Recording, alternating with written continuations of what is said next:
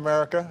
Obviously, there was a personal element to see my former vice president become the 46th president, to see Kamala Harris as our first woman vice president.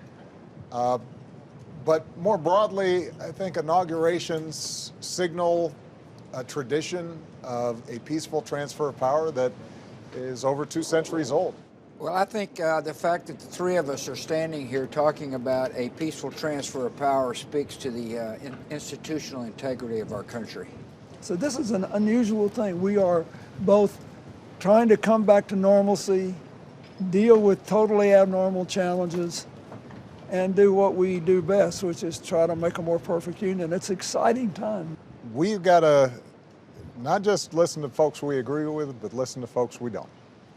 And one of my fondest memories of the inauguration was the grace and generosity that President Bush showed me and Laura Bush showed Michelle. And it was a reminder that we can have fierce disagreements and yet recognize each other's common humanity, and that as Americans, we have more in common than what separates us.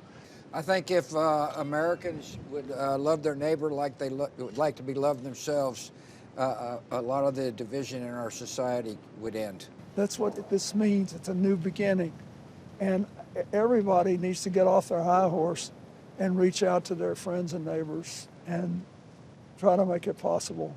If, in fact, as George said, we're looking for what binds us together, the American people are strong, they're tough, they can get through hardship, and there's no problem they can't solve when we're working together. I think that was the theme of Joe's inaugural speech, and I think all of us discovered that we're at our best when we're all moving in the same direction. America's a generous country with people with great hearts.